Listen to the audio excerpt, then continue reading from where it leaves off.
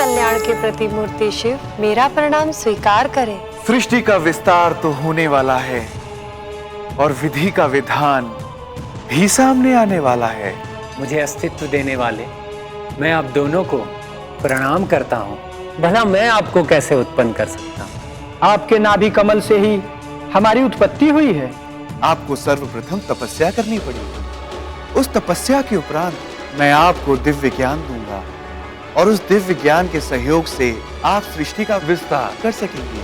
जैसी आपकी आज्ञा।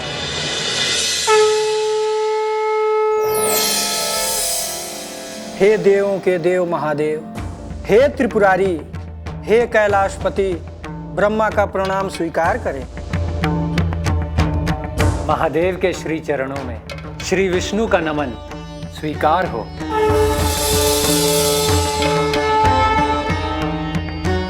कल्याण हो, कल्याण हो। कैलाश पर आप दोनों देवों का स्वागत है। कहिए, कैसे आना हुआ? हम आपसे कुछ निवेदन करने आए हैं महादेव। आपकी आज्ञा के अनुसार सृष्टि का विस्तार प्रारंभ हो चुका है।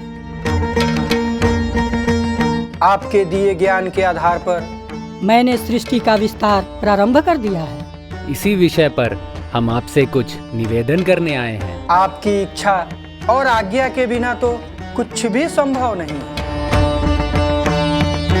आपने हमें जो उत्तरदायित्व दिया है, हमने उसे पूर्ण करने का प्रयास आरंभ कर दिया है। हम प्रसन्न हुए। आपने सृष्टि के विस्तार का आधार क्या बनाया है? वही बताने के लिए हम यहाँ उपस्थित हुए हैं महादेव। सृष्टि के लिए जो बहुत आवश्यक है, वो आधार हमने ये बनाया है कि जनमानस के लिए 4 वेद होंगे, जो जनमानस को सही मार्ग दिखाएंगे। 4 वेद? हाँ महादेव, वो 4 वेद होंगे ऋग्वेद, यजुर्वेद, सामवेद और अथर्ववेद। इस धरती पर 4 युग होंगे, सतयुग, त्रेता युग, द्वापर युग और कलयुग। इन चारों युगों का समय भी निर्धारित किया जा चुका है।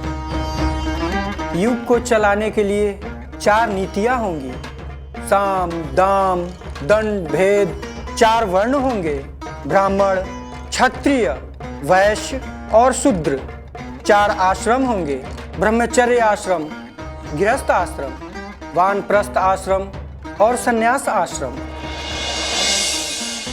4 दिशाएं होंगी, पूर्व, पश्चिम, उत्तर एवं दक्षिण। ब्रह्मांड में 4 मुख्य मंडल होंगे, सूर्य, चंद्र, आकाश और धरती। हम प्रसन्न हैं ब्रह्मदेव।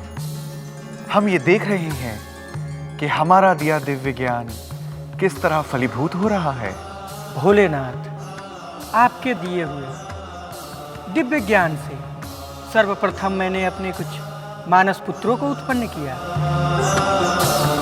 जिसमें अंगीरा, वशिष्ठ आदि ऋषियों के साथ साथ नारद और दक्ष को भी उत्पन्न किया। दक्ष को हमने प्रजापति बनाया है और उन्हें अनेक पुत्र एवं पुत्रियों को उत्पन्न करने की आज्ञा दी है। दक्ष राजधर्म का पालन करेंगे।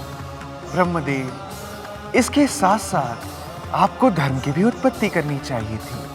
धर्म की स्थापना से मानव मात्र को सत्य के मार्ग पर चलने की प्रेरणा मिलेगी। जो आज्ञा भोलेनाथ। नमः शिवाय, नमः शिवाय, नमः शिवाय, नमः शिवाय, नमः शिवाय, नमः शिवाय, नमः शिवाय। मेरे संकल्प से धर्म उत्पन्न हो, धर्म उत्पन्न हो, धर्म उत्पन्न हो।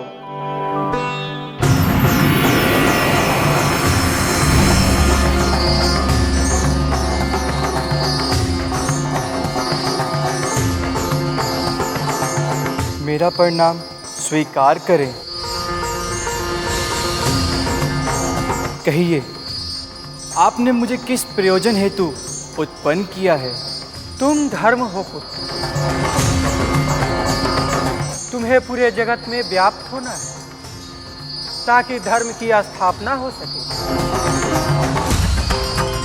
जाओ और पूरे जगत में व्याप्त हो जाओ पुत्र। जैसी आपकी आज्ञा।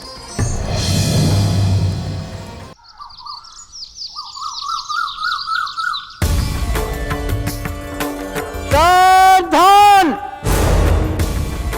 प्रजापति दक्ष पधार रहे हैं।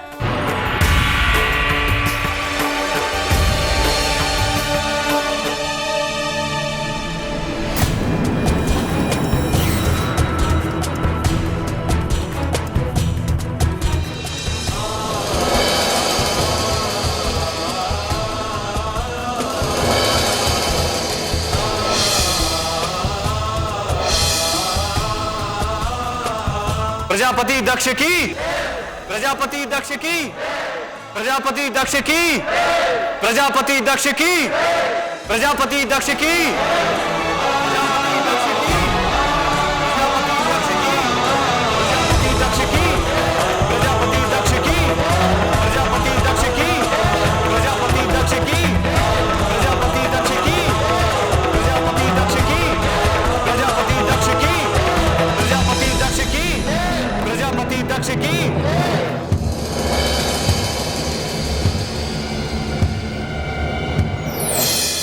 नारायण नारायण।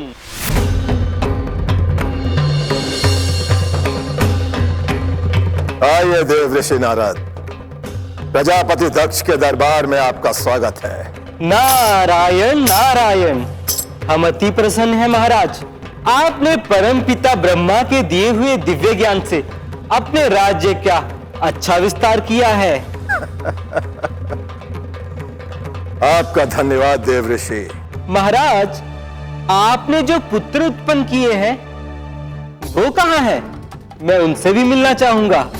देव ऋषि नारद, हमारे वे सारे पुत्र परमपिता ब्रह्मा की आज्ञा के अनुसार सृष्टि के विस्तार के लिए सर्वप्रथम तपस्या करने गए हैं।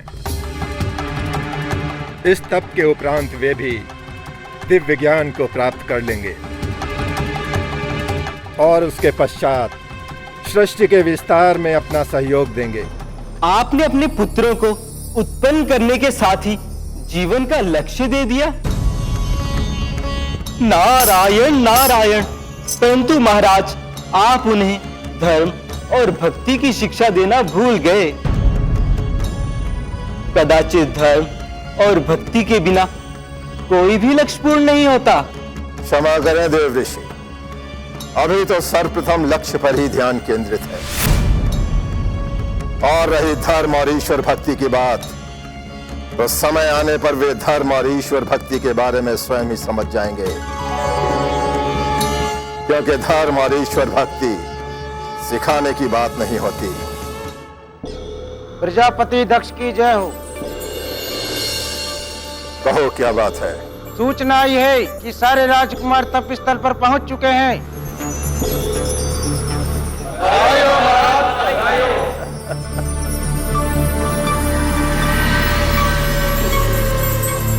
देवर्षि नारद, आप हमें बधाई नहीं देंगे? मैं आपको बधाई तब देता महाराज जब आपने अपने पुत्रों को धर्म की शिक्षा भी दी होती। अगली बार आऊंगा तो आपको बधाई अवश्य दूंगा। पहले उन्हें अपने लक्ष्य की प्राप्ति तो होने दीजिए।